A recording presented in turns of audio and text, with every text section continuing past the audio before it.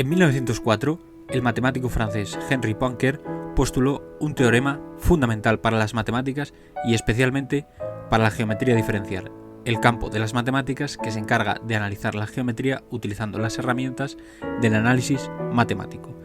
Este teorema, que a la postre se conocería como teorema de Poincaré, uno de los teoremas más famosos de la historia de las matemáticas, podría formularse en términos sencillos de la siguiente manera. Cualquier objeto tridimensional cerrado, es decir, sin agujeros, debe ser equivalente a una esfera tridimensional. Equivalente, en este contexto, quiere decir que ese objeto cerrado tendría las mismas propiedades topológicas de una esfera. En la práctica, quiere decir que cualquier objeto tridimensional cerrado, sin agujeros, se puede convertir en una esfera. Este teorema, que nos puede parecer muy abstracto, tenía una importancia y unas implicaciones muy sencillas de comprender. Demostrar el teorema significaba avanzar en el desvelamiento de cuál es la forma de nuestro universo.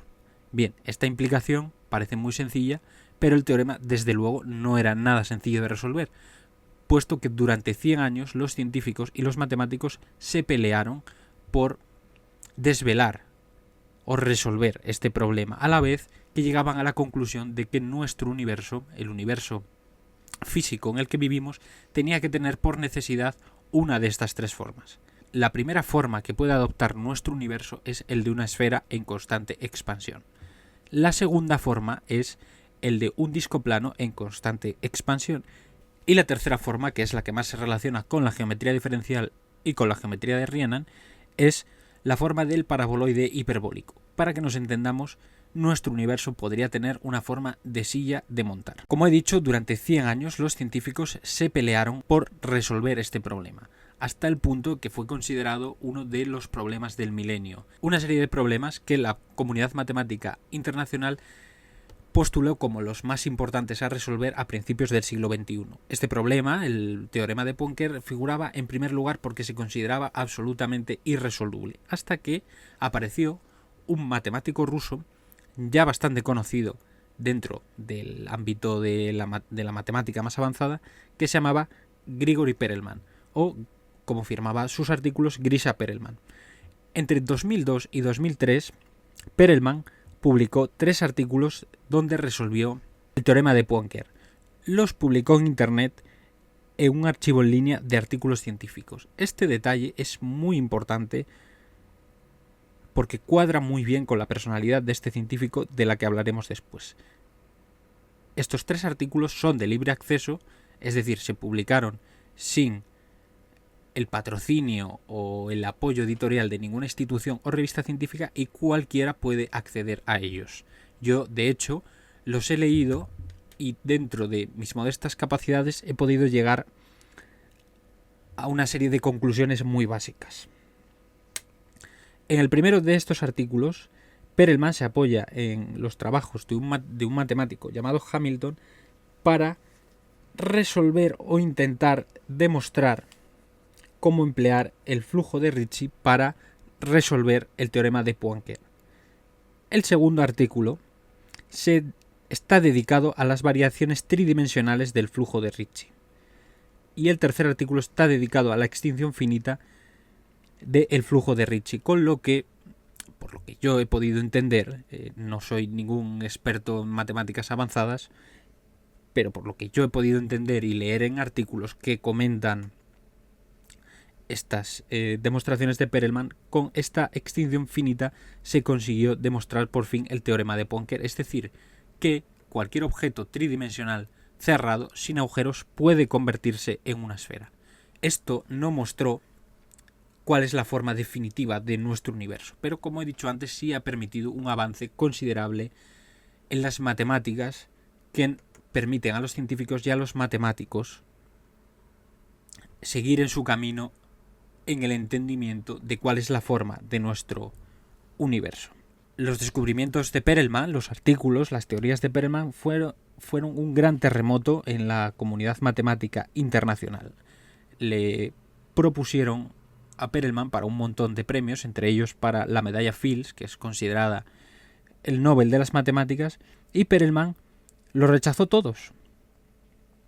Todos. Le ofrecían millones de de dólares. No sé cuál era exactamente la moneda, pero digamos cantidades enormes de dinero como premio por haber resuelto estos problemas. Pero Perelman rechazó todos los premios porque consideraba que la verdad de haber demostrado esa teoría era el único reconocimiento válido. Bien, luego hay otras voces que dicen que en realidad Perelman estaba muy molesto con la comunidad matemática internacional porque Tuk-Yang, que es un matemático chino que por cierto trabajaba con Hamilton para intentar resolver el teorema de Poincare, intentó arrebatar a Perelman la potestad sobre el descubrimiento del teorema de Poincare. Tuk-Yang es una figura un poco turbia porque tiene unos vínculos muy extraños con la comunidad en matemática china. Muchos de los movimientos que ha hecho tenían o parecían tener una intención muy clara de congraciarse con esa comunidad matemática china o con el gobierno comunista chino.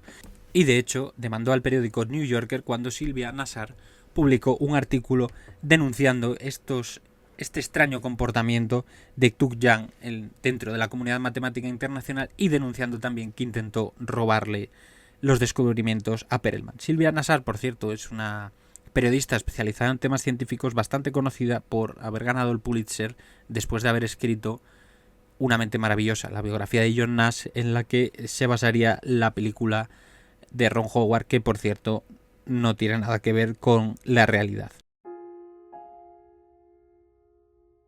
Como he dicho, Perelman rechazó todos los premios, quizás por su enfrentamiento con Tuk-Yang o por su integridad a prueba de bombas o por su mentalidad individualista. No hay que olvidar que Perelman viene de un mundo muy concreto, de una sociedad soviética en plena descomposición que había mostrado al mundo y a sí mismo lo que una ética comunitarista o comunista, dicho parece más apropiado decirlo así en este caso, puede hacer a los científicos y a las personas. Pero hay una distancia entre eso y la situación actual en la que vive Perelman. No es para nada un desconocido en su Rusia natal. De hecho, por su cumpleaños, todos los años una banda de música va a tocar bajo su ventana en su honor y él nunca se asoma a la ventana porque eso simplemente le parece una modestia. Y de hecho hay incluso mujeres que van hasta su casa, hasta su piso de San Petersburgo para ofrecerse a ser la madre de sus hijos, pensando que así tendrán la inteligencia del padre y la belleza de la madre. Como digo, no es para nada un desconocido, pero aún así él se resiste a la fama y vive con su madre en un piso lleno de ratas en San Petersburgo, prácticamente en la indigencia. La última imagen que tenemos de él es una imagen de este hombre, este gran matemático, bastante desmejorado, por decirlo de alguna manera, en el metro de San Petersburgo. Este caso, a mí personalmente, me recuerda un poco al caso de Bobby Fischer, dejando aparte que Bobby Fischer en la última etapa de su vida no goza de la fama de la que goza Perelman. Pero sí me recuerda en el sentido de que me permite plantear una pregunta. ¿Quién puede entender de verdad a un genio?